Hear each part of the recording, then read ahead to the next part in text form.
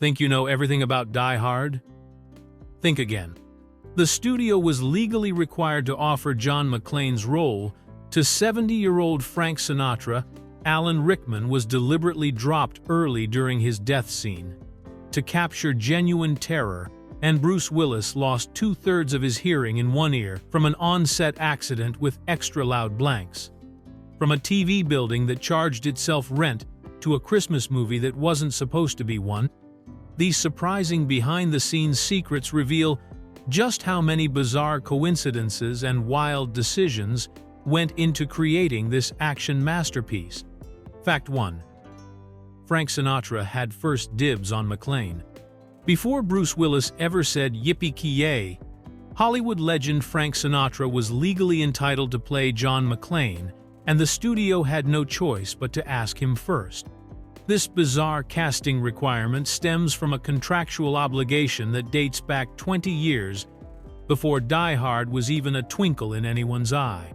The story begins in 1968, when Frank Sinatra starred in a crime drama called The Detective, playing a tough New York cop named Joe Leland, who investigates a brutal murder while dealing with his crumbling marriage. The film was based on a 1966 novel by author Roderick Thorpe, and it became a solid box office hit for Sinatra, earning over $6 million against its $4.49 million budget. When Sinatra signed his contract for The Detective, his agents included a clause that gave him first refusal rights on any sequel projects. This seemed like standard Hollywood business at the time, but it would create an unexpected complication decades later.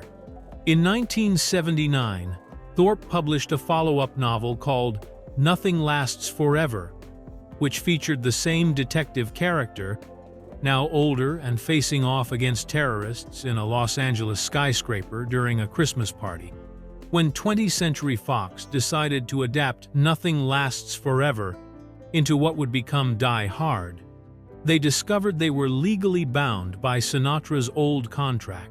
Even though the character's name had been changed from Joe Leland to John McClane, and the story had been significantly altered, this was still technically a sequel to The Detective. Studio executives had no choice but to formally offer the role to Sinatra before approaching any other actors. By 1987, Frank Sinatra was 70 years old and still actively touring and recording, but the physical demands of an action movie were clearly beyond his capabilities. The role required running through air ducts, engaging in hand-to-hand combat, and performing numerous dangerous stunts. Sinatra politely declined the offer, understanding that crawling through Nakatomi Plaza with a machine gun wasn't exactly suited to a septuagenarian entertainer. Fact 2. Bruce Willis's hearing was permanently damaged. Bruce Willis paid a steep personal price for his breakout role in Die Hard, suffering permanent hearing damage that has affected him for over 3 decades. During filming of the conference room scene, Willis lost 2/3 of his hearing in his left ear when extra-loud blank cartridges were fired too close to his head, and he has quietly worn a hearing aid ever since. The incident occurred during one of the film's most memorable moments, when John McClane kills a terrorist by firing his Beretta pistol through a conference table and quips, "Thanks for the advice." The scene required Willis to be positioned under the table in extremely close quarters, while the prop gun was fired directly above him. To make the gunshots more dramatic and realistic for the cameras, the stunt weapons specialist had engineered the blank cartridges to be significantly louder than normal blanks, producing extreme muzzle flashes and thunderous sound effects. The combination of factors created a perfect storm for hearing damage. Willis was trapped in a confined space under the table, amplifying the sound, while plexiglass barriers meant to protect him from flying shell casings and wood splinters actually made the acoustic situation worse by reflecting the sound waves back toward his ears. When the extra-loud blanks were fired in this enclosed environment, the noise level became dangerously intense. Willis later revealed the extent of his injury in a 2019 interview with The Guardian, explaining, "Due to an accident on the first Die Hard, I suffered 2/3 partial hearing loss in my left ear, and have a tendency to say, "What?" His daughter Rumor has mentioned that her father's hearing loss makes family dinners challenging, and explained that his difficulty during interviews often stems from simply not being able to hear the questions properly. The hearing damage has been a lifelong consequence of that single scene. Willis has worn a hearing aid for years, though most fans never noticed, and the injury explains his tendency to tilt his head during conversations as he tries to position his good ear toward the speaker. This workplace accident highlights the real physical risks that actors face during action sequences, even when using supposedly safe prop weapons. Fact 3. Alan Rickman was tricked during his death scene. The look of genuine terror on Hans Gruber's face as he falls to his death wasn't acting at all, but rather Alan Rickman's authentic reaction to being deliberately deceived by the film's stunt coordinator. What makes this iconic scene so memorable is that Rickman had no idea he was about to be dropped, creating one of cinema's most convincing villain death scenes through an elaborate on-set trick. Director John McClane wanted Hans Gruber's final moments to feel completely real, so he convinced Rickman to perform the stunt himself rather than using a body double. The setup involved Rickman being suspended about 25 feet above a large blue airbag, rigged with safety cables and harnesses. The plan was straightforward. On the count of 3, the stunt team would release Rickman to fall backward onto the crash pad below, which would later be composited with footage of the building exterior. However, stunt coordinator Charlie Picerni had a different idea to capture maximum authenticity. He secretly instructed his crew to drop Rickman on the count of 1 instead of 3, ensuring the actor would be genuinely surprised by the fall. Picerni later explained his reasoning. "I told Alan, go on. 3, 2, 1, go. So I told the stunt guys, let him go on 1. Special effects foreman Thane Morris confirmed the deception, saying, "And I let go of the rope on 1. That fear that you see on his face is real." The trick worked perfect, capturing Rickman's authentic shock and terror as he unexpectedly plummeted toward the airbag. According to Morris, while Rickman was physically unharmed by the stunt, he was not a happy camper about being misled. The crew made sure this was Rickman's final shot of the entire production, both to avoid any potential conflicts if he had protested the deception, and because they knew they might only get one chance to execute such a dangerous stunt safely. Rickman later spoke fondly of the experience, despite the initial surprise, and the footage captured during that single take became one of the most memorable villain deaths in action movie history. Fact 4. The building charged itself rent.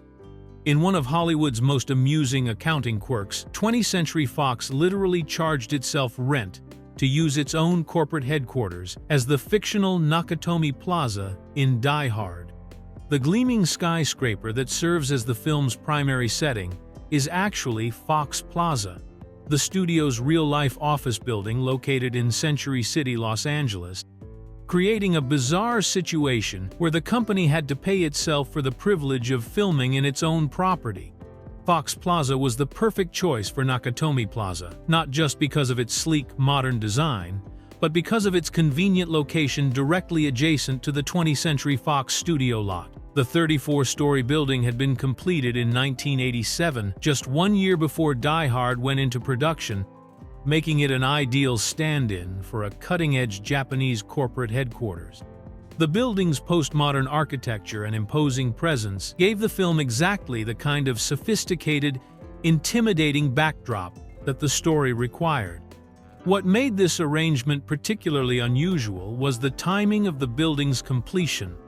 Since Fox Plaza was still partially under construction during filming, the production team had access to unfinished floors that they could modify and destroy without worrying about damaging valuable office space. The 33rd and 34th floors were completely unoccupied, allowing the crew to build sets, stage explosions, and create the elaborate action sequences that would have been impossible in a functioning office building. Despite owning the building outright, Fox still had to follow proper accounting procedures and charge the Die Hard production company rental fees for using the space. This created the surreal bookkeeping situation, where money was essentially moving from one Fox account to another Fox account, with the studio acting as both landlord and tenant in the same transaction. The arrangement also meant that any damage caused during filming was technically being done to Fox's own property, but the production budget still had to account for repairs and restoration costs, as if they were renting from an outside party. Fact 5. Willis's $5 million salary caused Hollywood panic. Bruce Willis's $5 million paycheck for Die Hard sent shockwaves through Hollywood and fundamentally changed how the film industry thought about actor salaries. In 1988, this amount was virtually unimaginable for any actor, let alone someone whose only major credit was a television comedy series, and it caused what industry insiders described as a wave of panic across Hollywood. To understand just how unprecedented this salary was, it's important to know that even the biggest movie stars of the era typically earned only $2 to $3 million per film. Established A-list actors like Dustin Hoffman, Warren Beatty, and Robert Redford commanded the highest salaries in Hollywood, but Willis's $5 million deal put him in the same financial category as these proven box office draws, despite having starred in only one moderately successful film, the 1987 comedy Blind Date. The casting decision was so controversial that it required personal approval from Fox president Rupert Murdoch himself. Willis was primarily known for his role as the wisecracking private detective David Addison on the romantic comedy series Moonlighting, and there was a clear division between television and film actors at the time. Many industry professionals questioned whether a TV star could successfully transition to leading a major summer blockbuster, making the enormous salary seem even more risky. Bonnie Bedelia, who played Willis's wife Holly in the film, later recalled the industry's reaction. This was his first movie, and he was the star of a huge blockbuster. And it was very well advertised that he was making $5 million, which at the time was unbelievable. And everybody was like, why would you pay $5 million to an untried movie star? But boy, someone was really smart. The former chairman of MGM publicly complained that Willis's salary throws the business out of whack, and producers across Hollywood worried that such inflated paychecks would become standard practice, causing film budgets to spiral out of control. As it turned out, their fears were completely justified, as Willis's groundbreaking deal helped establish the multi-million-dollar salary structure that defines modern Hollywood. Fact 6. Rickman flinched every time he fired a gun. Alan Rickman's distinguished theater background prepared him for many aspects of playing Hans Gruber, but there was one element of action filmmaking that his stage training simply couldn't handle: the jarring sound and flash of gunfire. Despite his best efforts to maintain his character's cool composure, Rickman would involuntarily flinch every single time he fired a weapon, creating a major editing challenge for director John McClane. Coming from the world of classical theater and the Royal Shakespeare Company, Rickman had never experienced the intense sensory assault of blank cartridges being fired on a film set. Stage productions might use sound effects for gunshots, but they're nothing compared to the deafening crack and blinding muzzle flash of a prop weapon loaded with blanks. Even though Rickman understood intellectually that the guns weren't dangerous, his natural reflexes kicked in every time he pulled the trigger, causing him to wince and scrunch up his face. This involuntary reaction posed a serious problem for maintaining Hans Gruber's menacing presence. The character is supposed to be a cold, calculating professional who handles weapons with complete confidence and control. Having the film's primary villain visibly startled by his own gunfire would have completely undermined Gruber's intimidating persona and made him appear weak or inexperienced rather than deadly and sophisticated. McTiernan and his editing team had to develop a creative solution to work around Rickman's unavoidable flinching. They implemented a specific editing technique where the camera would cut away to a different angle every time Gruber fired his weapon, essentially hiding Rickman's involuntary reactions from the audience. If you watch Die Hard carefully, you'll notice that whenever Hans Gruber shoots someone, the film cuts to show the impact or switches to another character's reaction, rather than staying focused on Rickman's face during the moment of firing.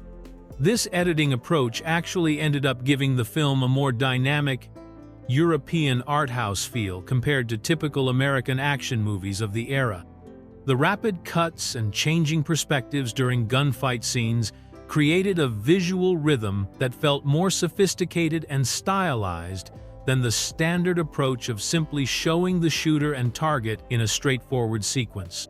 Fact 7. It was based on a sequel novel. Die Hard is technically a sequel to a 1968 Frank Sinatra crime drama that most movie fans have never even heard of, making Bruce Willis's John McClane the spiritual successor to Old Blue Eyes himself.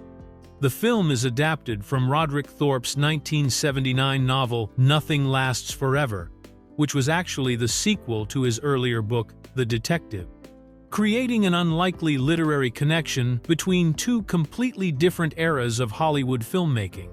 The original novel, The Detective, was published in 1966 and told the story of New York police detective Joe Leland as he investigated a brutal murder while dealing with corruption on the force and problems in his marriage. When the book was adapted into a film 2 years later, Frank Sinatra took on the role of Detective Leland, delivering what many critics considered one of his most intense and committed acting performances. The movie was marketed as an adult look at police work and tackled controversial subjects like homosexuality and police brutality that were rarely addressed in mainstream cinema at the time. Author Roderick Thorpe got the inspiration for the sequel after watching the 1974 disaster film The Towering Inferno, which featured an all-star cast trapped in a burning skyscraper. Thorpe had a vivid dream about gun-wielding criminals chasing someone through a tall building, and he decided this would be the perfect scenario to bring Detective Joe Leland back for another adventure. In Nothing Lasts Forever, Leland is now older and retired, but finds himself trapped in a Los Angeles high-rise when it's taken over by German terrorists during a Christmas party. When 20th Century Fox adapted the novel for Die Hard, they made significant changes to update the story for the 1980s. The character's name was changed from Joe Leland to John McClane, and instead of being a retired detective visiting his daughter, McClane became an active cop trying to reconcile with his estranged wife. The basic premise remained the same: one man against a group of sophisticated criminals in a modern office tower, but the execution was transformed into something much more dynamic and action-packed than Thorpe's more methodical, noir-influenced original story. Fact 8. The falling stuntman was a real accident.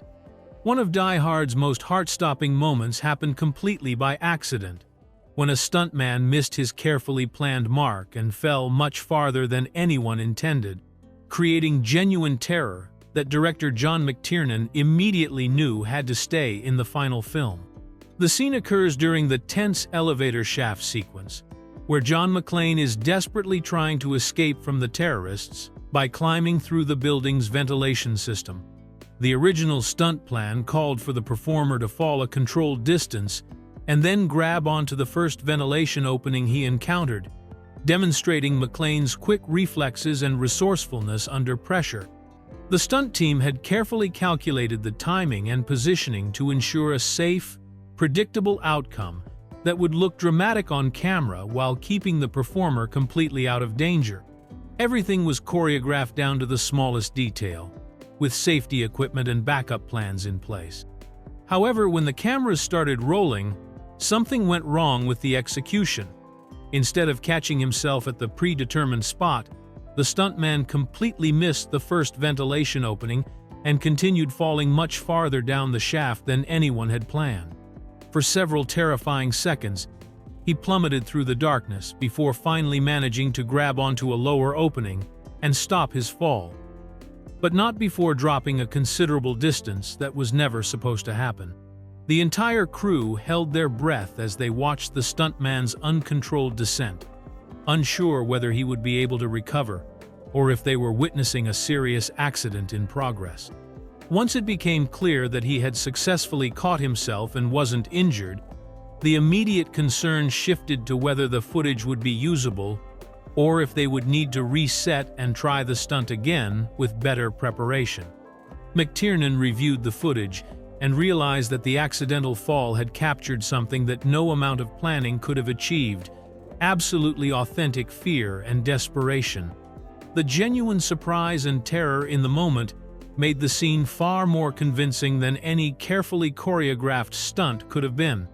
Editor Frank Sinatra kept the unplanned sequence in the final cut, and audiences never knew they were watching a real accident that could have gone very differently. Fact 9. A missing railing still exists today. Fox Plaza carries a permanent reminder of Die Hard's production in the form of a missing railing that has never been replaced in over 35 years. During filming of the police assault sequence, an LAPD armored vehicle broke one of the building's 5 exterior railings while maneuvering up the entrance staircase, and the building's management has left the damage exactly as it was on that day in 1988. The scene in question occurs during the film's climactic police response, when law enforcement agencies converge on Nakatomi Plaza in a chaotic attempt to end the hostage situation. The sequence required real Los Angeles Police Department vehicles and equipment to create an authentic sense of overwhelming force and bureaucratic confusion. Among the vehicles used was a genuine LAPD armored tank, which needed to navigate the building's entrance area to position itself for the assault. As the massive armored vehicle made its way up the steps leading to Fox Plaza's main entrance, it clipped the middle railing of the 5 that lined the staircase. The impact was forceful enough to completely destroy that section of the railing, leaving behind only the mangled metal remnants that can still be seen today. The damage wasn't severe enough to halt production, and the scene continued as planned, with the broken railing becoming an unintended part of the action. What makes this particularly fascinating is that Fox Plaza has functioned as a busy office building for decades since filming Wrapped, housing numerous corporate tenants and serving as the headquarters for major entertainment companies. Despite the building undergoing various renovations and maintenance projects over the years, no one has ever bothered to repair or replace the damaged railing section. Visitors to Century City can still walk up to Fox Plaza and see the exact spot where the LAPD tank made contact during filming. The missing railing serves as a tangible piece of movie history, marking the precise location where fictional events intersected with real-world architecture. Die Hard tour guides often point out this detail to fans, and it has become a popular photo opportunity for movie enthusiasts who want to capture a genuine piece of the film's legacy that remains visible in the real world. Fact 10. The building has ridiculous movie prop features.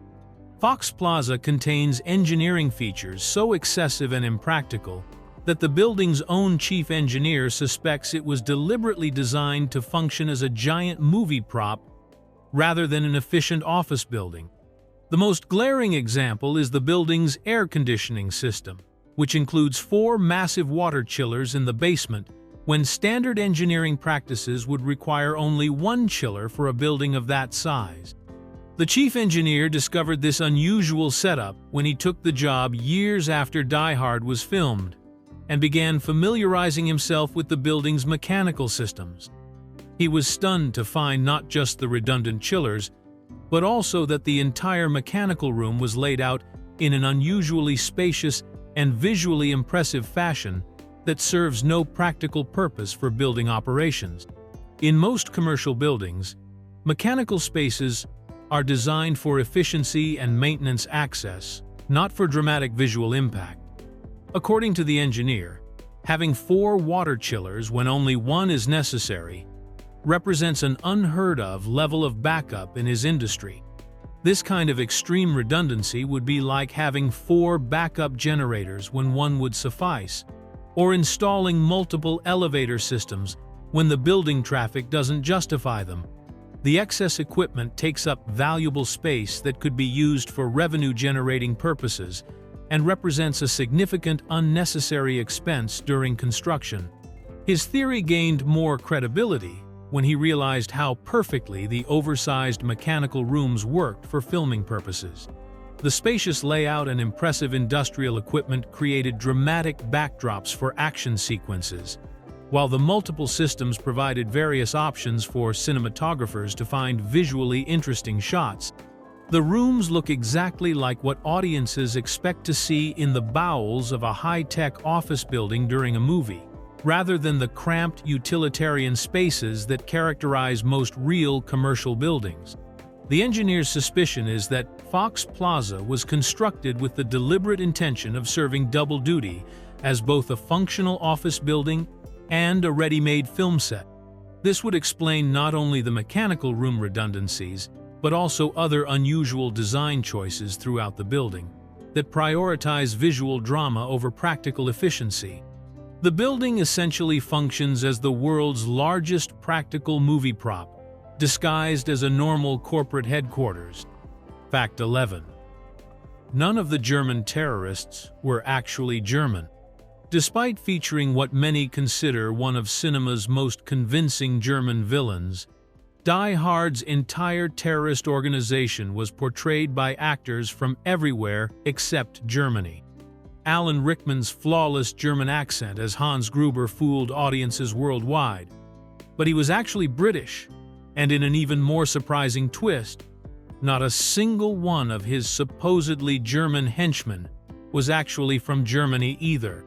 Rickman's performance as Hans Gruber was so convincing that many viewers assumed the classically trained actor must have German heritage or extensive experience with the language.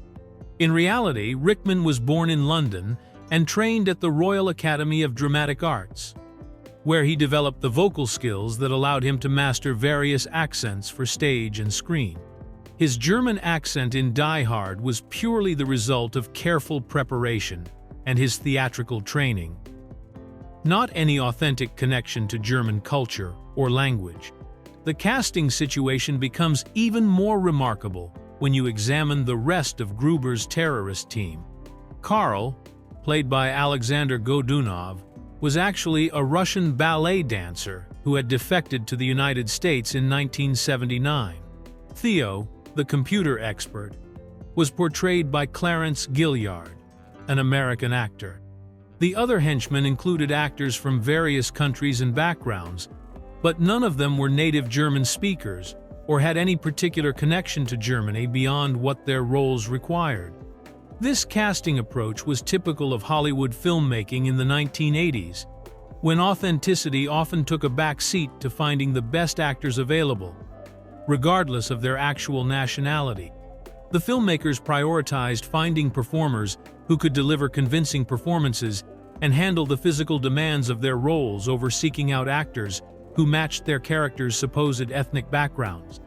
What makes this particularly impressive is how seamlessly the international cast worked together to create a believable group of German terrorists. Through accent coaching, careful direction, and strong performances, they managed to convince audiences that they were watching an authentic German criminal organization, when in fact they were seeing British, Russian, and American actors, all pretending to be something they weren't. The success of their collective performance speaks to the skill of the actors and the effectiveness of the film's language and dialect coaching. Fact 12. The costume department had 17 bloody undershirts. The Die Hard costume department maintained an elaborate system of 17 different undershirts for Bruce Willis, each carefully prepared to show specific stages of damage and deterioration as John McClane's ordeal progresses throughout the film.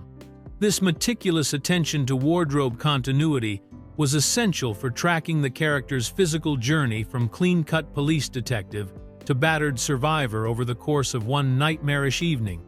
When McClane first arrives at Nakatomi Plaza, he's wearing a crisp, clean white undershirt beneath his dress shirt, projecting the image of a put-together professional trying to make a good impression at his wife's company Christmas party. However, As the terrorist situation unfolds and McClane is forced to crawl through air ducts, engage in hand-to-hand combat, and survive multiple explosions, his clothing becomes a visual timeline of everything he's endured. The costume team had to carefully plan and execute each stage of McClane's deteriorating appearance, since films are rarely shot in chronological order. Scenes filmed weeks apart might be only minutes apart in the story, requiring the wardrobe department to precisely match the level of dirt, blood, sweat, and damage that McClane would have accumulated by that point in the narrative. Each of the 17 undershirts represented a specific moment in McClane's journey, from barely dirty to completely shredded and blood-stained. Creating this progression required the costume department to artificially age and distress each garment using various techniques. They applied fake blood in specific patterns, created tears and holes in strategic locations, and added layers of grime and sweat stains to show the physical toll of McClane's fight for survival. The shirts had to look authentically worn and damaged while still being safe and comfortable for Willis to wear during physically demanding action sequences. This level of wardrobe continuity was particularly important because McClane's increasingly disheveled appearance serves as a visual representation of his character's determination and resilience. Unlike typical action heroes who emerge from intense situations looking relatively unscathed, McClane bears the visible scars of every encounter, making his eventual triumph feel more earned and realistic. The 17 undershirts became a crucial storytelling tool that helped audiences track the character's physical and emotional journey. Fact 13. Willis nearly died during a stunt. Bruce Willis came terrifyingly close to a fatal accident while filming one of Die Hard's most dangerous stunts, according to his then-wife Demi Moore, who witnessed the near-disaster firsthand and was left shaken by how close her husband came to serious injury or death. The incident occurred during the filming of the sequence where John McClane escapes from the Nakatomi Plaza by jumping off a 5-story parking garage with a fire hose wrapped around his waist. The stunt was already inherently risky, requiring Willis to leap from a significant height while trusting that the fire hose would support his weight and allow him to swing to safety on the airbag position below.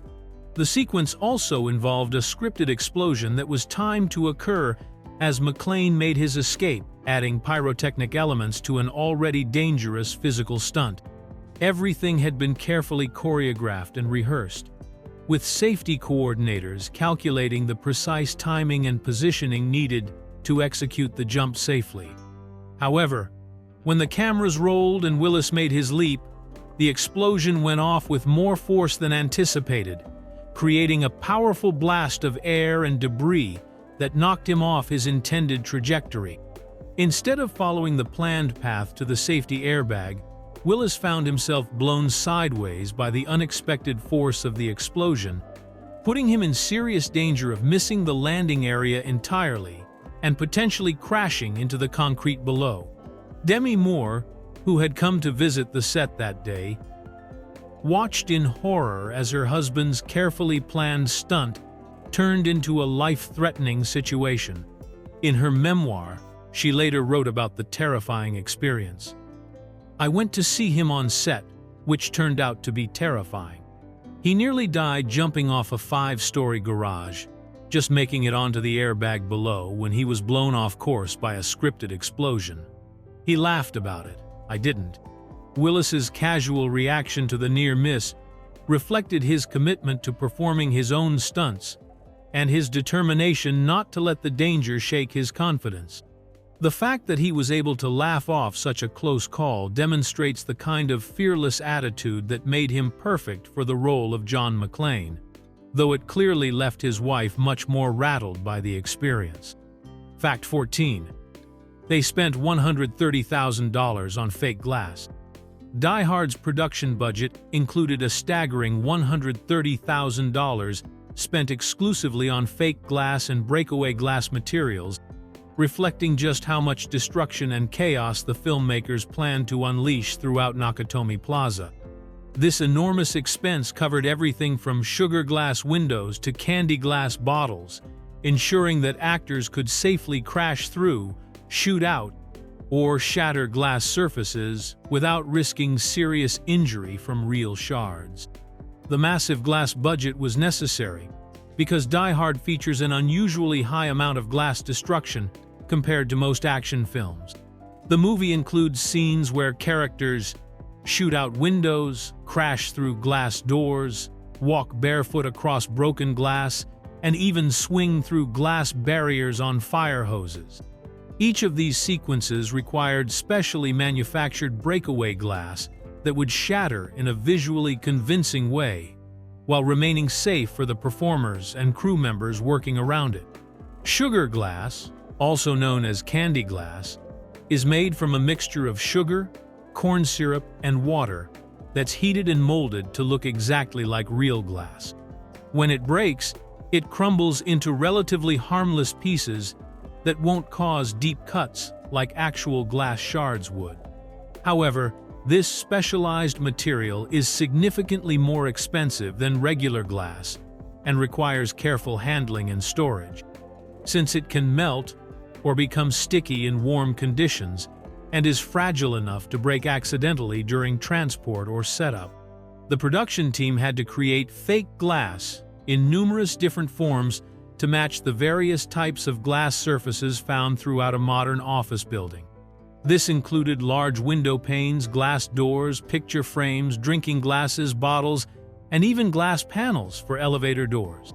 Each type required different manufacturing techniques and varying levels of thickness to achieve the right visual effect when broken while maintaining safety standards. The $130,000 glass budget becomes even more impressive when you consider that this was 1988 money, which would be equivalent to roughly $300,000 in today's purchasing power. This investment demonstrates the production's commitment to practical effects and real destruction, rather than relying on optical illusions or post-production trickery to create the film's numerous glass-breaking moments. The result was a level of authenticity that audiences could feel, making every crash and shatter seem genuinely dangerous and impactful. Fact 15. The meet-cute scene was completely unscripted. One of Die Hard's most memorable and tension-filled moments was created through pure improvisation, with Bruce Willis and Alan Rickman filming their crucial first face-to-face encounter without any rehearsal or predetermined dialogue. The scene where John McClane discovers Hans Gruber pretending to be an innocent hostage named Bill Clay was deliberately shot unrehearsed to capture genuine spontaneity and authentic surprise between the two actors. Director John McTiernan made the creative decision to keep Willis and Rickman in the dark about exactly how their characters' first meeting would unfold, believing that authentic uncertainty would create more compelling performances than carefully rehearsed interactions. The scene occurs when McClane, armed and alert, encounters what appears to be a scared office worker hiding in the building, not knowing he's actually come face-to-face with the mastermind behind the entire terrorist operation. The inspiration for this approach came from McTiernan's realization that Alan Rickman could convincingly perform an American accent after hearing him casually drop his German accent during a break between scenes. This unexpected discovery led the creative team to develop the Bill Clay deception as a way to bring the film's protagonist and antagonist together before the final confrontation, but they wanted the interaction to feel completely natural and unforced.